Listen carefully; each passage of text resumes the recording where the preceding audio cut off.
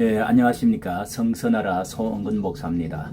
오늘은 친일파 청산 무덤을 파묘해야 된다 하는 그런 것은 정오의 정치가 아닌가 하는 그런 제목입니다. 동작구에서 당선자 되어진 이선아 의원도 박정희 대통령을 아마 지명을 염두에 두면서 친일파를 이제 현충원에서 동작구 묘지에서 파내야 된다 하는 그런 발언을 했습니다.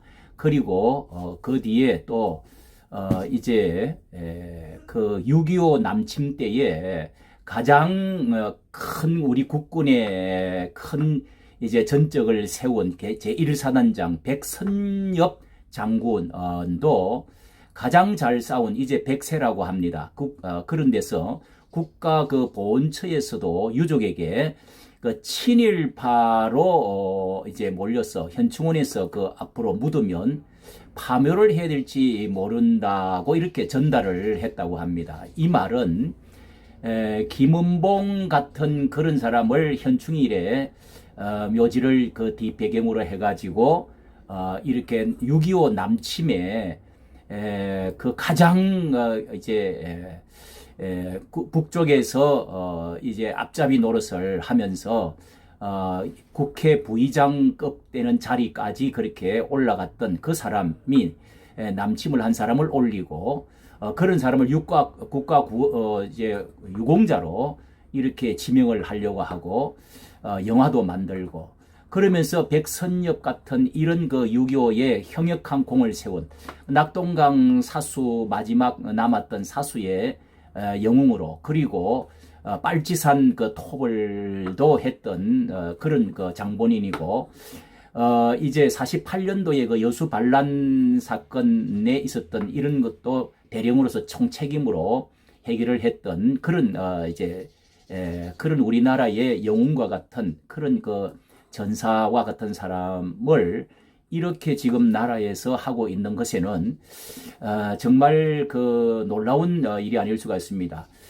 우리나라의 건국부터 정말 바꾸려고 하고 48년도 8월을 건국일을 이제 임시정부로 3.1절 1919년으로 바꾸고 태어나지 말아야 할 나라로서의 나라의 근간을 이제 바꾸려고 하는 이승만과 박정희를 정부를 이제 부정하고 바꾸려고 하고 있고 5.18 특별법을 이제 국회 제1호 법안으로 제정을 하려고 한다는 것입니다. 왜곡하고 폄하를 하게 되면 막말을 하게 되면 7년형 그리고 7천만 원 벌금을 매기겠다. 이렇게 엄청난 무시무시한 법을 만들려고 한다고 합니다. 반민족 친일파를 제거하려고 하고 지금 여러 가지 모든 것들을 다 이제 일제 잔재 청산 하면서 이렇게 국가보안법 다 바꾸고 헌법을 앞으로 개헌을 하고 이렇게 지금 진행을 해 나가고 있는 그런 발언하는 사람들의 눈빛을 보면 저만 그런 것일까요? 정말 살벌하고 무시무시한 것을 느끼게 되고 대통령의 눈빛마저도 이렇게 정말 무서운 그런 분위기 앞으로 어떤 일이 일어나야 될 것인지 이런 것에 대해서 아주 무거운 마음을 금할 수가 없습니다. 이 친일파를 부관 참시하듯이 공공의 적인가 하는 문제는 왜 청산을 우리가 못했느냐 하는 그것은 일찍이 1948년 재헌국회 때 반민족 행위자 처벌법이라는 반민특위 많이 들어봤는데요. 예, 그것을 그때 제정을 해가지고 688명을 그렇게 해서 청산을 추진하고 있는 중에 제주도 4.3 사건 남로당의 무장을 해가지고 또 여수 순천 반란 국군 속에 반란군이 있어가지고 그때 일어나는 바람에 그 해에 그런 것이 일어나는 바람에 신생 대한민국이 공산 세력에 준동하는 이 세력을 척결하는 것이 우선이라 하는 우선해야 되겠다고 하는 것에 봉착이 돼서 이렇게 지금 그 좀 무야됐다가 이 말단 공무원까지 그 모든 것을 덜추어내니까 그 뿌리까지 수십만 명을 처형해야 되는 처벌해야 되는 상황이 벌어지고 그래서 그 노무현 정권 때 다시 이제 공론화되어져서 친일 반민족 행위자 1,005명을 선정을 하게 되었습니다. 그리고 그 속에 이제 김성수 그리고 박정희, 백선엽, 서정주 시인 같은 이런 우리나라의 정말 유명한 이런 분들을 이름 대상이 들어가게 되었습니다. 친일 인물 사전도 4,389명을 편찬을 해가지고 이름을 등재시켜 놨는데 한마디로 이것은 이 태어나지 말아야 될 이 나라의 근간을 흔드는 뿌리를 바꾸는 그런 그 나라로 이제 이 자리매김하도록 인식하도록 만드는 것 결과를 가져왔습니다. 일제에 대한 그 협력자와 이 북한 정권에 대한 것이 북한 정권에 대한 협력자와 일제에 대한 그 협력자와의 물론 이 협력자들은 좋은 것은 아니고 아주 나쁜 사람들이 있죠. 그런 그 적극적으로 앞장을 서서 그렇게 했던 사람은 처벌을 하고 매듭을 해야 될 필요도 있는 줄 압니다. 그러나 우리나라의 민족이 그때 어떻게 일제에 그렇게 우리가 탄압으로 들어가게 되었고 나라가 조선이 망하게 되었고 또 그 당시에는 우리가 해방이라고 하는 그 뭐 어떤 그런 그 꿈도 없었고 그런 가운데 악랄하게 나라를 이제 매도하고 앞장서서 나쁜 짓을 한 사람이 분명히 있을 것입니다. 그러나 지금 또 우리나라의 운명이 6.25와 같은 공산주의와 민주주의의 대립 관계에 있어서 이 동족 산전에 피비린 나는 이런 큰 사건의 역사 안에서 어느 것이 더 해악을 많이 끼치고 영향을 끼쳤는가?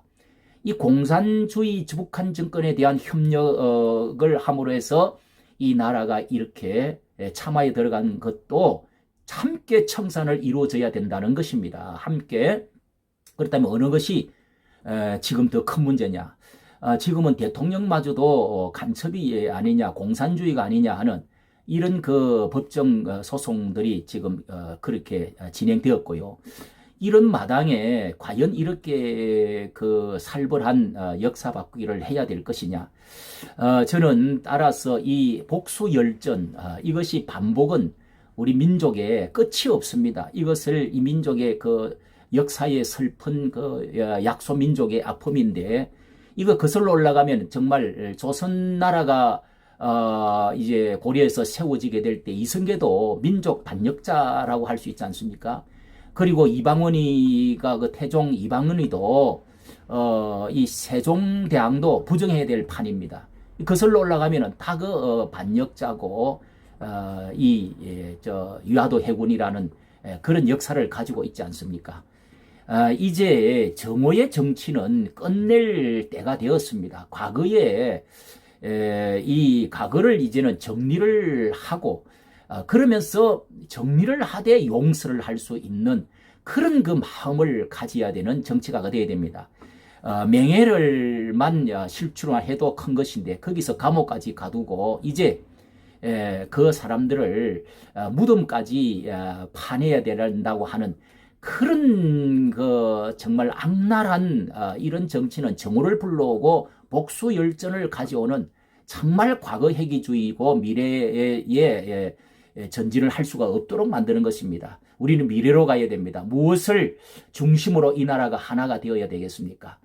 역사의 큰 물줄기를 바꾸겠다고 하는 그 큰 꿈이랄까 그 어떤 큰 대의 명분은 이제 세월이 너무도 많이 갔습니다. 그렇게 함으로 해서 이 나라는 좌우로 나누어지고 또 과거와 현재로 나누어져서 정권에 의해서 또 바뀌고 되면은 민주주의에서 또 바뀌게 되면은 얼마나 또다시 이 나라가 얼마나 이 무서운 소용돌이 속에 또 빠지겠습니까? 이 나라가 어떻게 발전을 할 수 있겠습니까? 박근혜 대통령을 반민족으로 정말 이제 이 정권에서 타도하고 처벌을 하고 감옥에 가두었습니다. 그리고 이명박을 적폐로 청산으로 몰아서 감옥에 지금 이제 영어를 시켜 놓았습니다. 그리고 지금 또 전두환도 그렇게 해서 법을 만들어서 결국은 이렇게 감옥에 지금 없던 것도 있게 만들어서라도 하자고 지금 5번, 6번이나 지금 법을 바꾸어가면서 조사를 시키고 있는 무시무시한 무서운 이 무서운 정권이 되었습니다. 나아가서 이승만과 박정희까지도 지금 이렇게 파묘가 어쩌고 하고, 야, 이거는 정말 도대체 나라가 어디로 아주 살벌한 살기가 도는 그런 지금 분위기가 되었습니다. 이것은 바탕은 전부 반일, 이 반미, 반일의 와 그리고 친북, 친공, 좌파 사상에서 주사파에서 나온 사상에 의해서 그 기초 바탕 위에서 이런 그 말이 나오게 되는 것 아니겠습니까? 그런 건조에서 나온 것인데 이것은 하나님께서 정말 기뻐하실 것인가? 그 주사파 그리고 이북 좌파 공산주의의 그 물줄기와 방향으로 가고자 해서 이런 것이 나오는 것이라고 한다면 우리 기독교에서 과연 어떻게 생각해야 되나? 성경적인 어떤 하나님은 어떻게 여기실 것인가? 반드시 문화 막시즘 그리고 또 이 공산주의는 적그리스도의 사상의 뿌리에서 나온 하나님의 그리스도의 반대에 서 있는 이 대적자의 사상이고 그쪽으로는 절대로 하나님이 기뻐하시는 곳이 아닙니다. 성경에 가장 위대한 다윗이라고 하는 이 정치가는 영원히 하나님께서 내 마음에 합한 종이요 정직히 행하며 다윗의 길로 영원히 행하라고 그렇게 하는 정치가가 바로 다윗이라고 할 수 있습니다. 이 다윗이라고 하는 정치는 공의에 철저하게 내위의 하나님 그리고 계시적인 하나님의 말씀의 진리 그것을 기준으로 잣대로 그것을 자로 캐논으로 해서 하나님의 말씀의 공의와 하나님의 뜻에 철저히 맞추어서 그는 사랑할 자를 사랑하고 또 미워할 자를 결국은 그것을 다 용서하는 것이 아니라 그것을 법으로 잘못을 가리되 용서해 주는 그런 자세를 취했는데 화해의 사람이었습니다. 다윗은 예를 들어서 저 사무엘상 24장에 보면은요 다윗이 이 등극을 왕으로 등극하기 전에 그의 그 원수같이 정말 잘못도 없는데 자기를 죽이려고 창을 던지고 화살을 쏘고 그리고 이제 사람을 군대를 파견해 갖고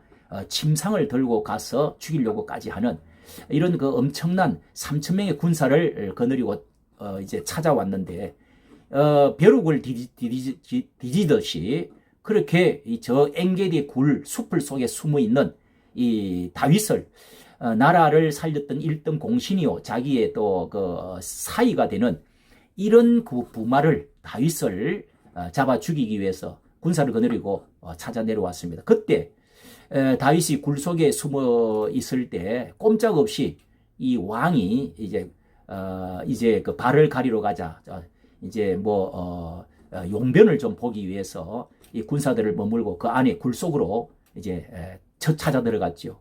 그때 그 다윗이 굴 속에 몇 사람과 숨어 있을 때 왕이 그 들어오는 것을 보고 그때 옆에 있는 참모들이 그 이제 잠시 그 낮 시간에 쉬기 위해서 잠시 이제 눈을 붙이고 있는 상황에 그때 다윗의 그 참모들 옆에 있는 요압 장군이며 그 같은 있던 군사들이 그 용장들이 여호와 하나님께서 기회를 이제야 원수를 갚을 수 있는 기회를 주셨습니다.